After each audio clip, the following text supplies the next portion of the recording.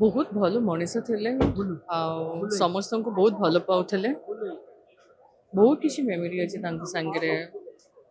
Uncle ସୁଟିଂକୁ ଆସିବେ, ଖାଇବା ନିଜେ ରୋଷେଇ କରିକି ଆଣିବେ, ଖାଇବା ବାଢ଼ିକି ଦେବେ। ମାନେ ଟ୍ରିମେଣ୍ଡସ୍ ମାନେ ପର୍ସନ। ବହୁତ ଭଲ। ଆପଣଙ୍କ ପାଇଁ ବି ଖାଇବା ନେଇକି ଆସନ୍ତି। ହଁ ବହୁତ ଭଲ। ନିଜ ହାତରେ ବାଢ଼ିକି ଦେବେ ଖାଇବା, କହିବେ ଖା ମୁଁ ବନେଇଛି। ତାଙ୍କୁ ଯେମିତି ଟିକି ଆଣ୍ଟିକୁ ଆଣ୍ଟି ଡାକେ, ସେ କହିବେ ମୋତେ ଆଣ୍ଟା ଡାକିବୁ, ଅଙ୍କଲ ନୁହେଁ।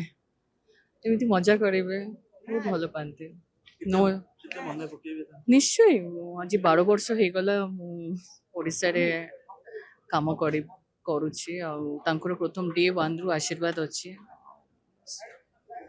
ଆମେ ଦେଖିବା ଯେ ଗୋଟେ 50 ବର୍ଷର କ୍ୟାରିୟରରୁ କି ଅଧିକା ହବ।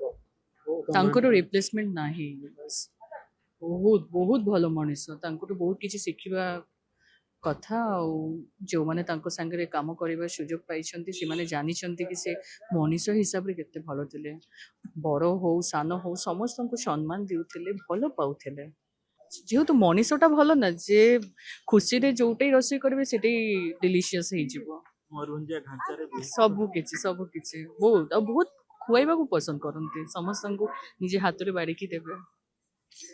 ଖାଇବା ପ୍ରିୟ ଥିଲେ, ସେମିତି ଖୁଆଇବା ତାଙ୍କୁ ଭଳିଆ ମାନେ ମୁଁ ତ ଦେଖେନି, ଏମିତି ଆର୍ଟିଷ୍ଟ ମୁଁ ଦେଖେନି। ଓଡିଆ ଇଣ୍ଡଷ୍ଟ୍ରି ଗୋଟେ ମୁରବି ଶୂନ୍ୟ ହେଇଯିବ ବୋଲି ନିଶ୍ଚୟ ନିଶ୍ଚୟ ନିଶ୍ଚୟ।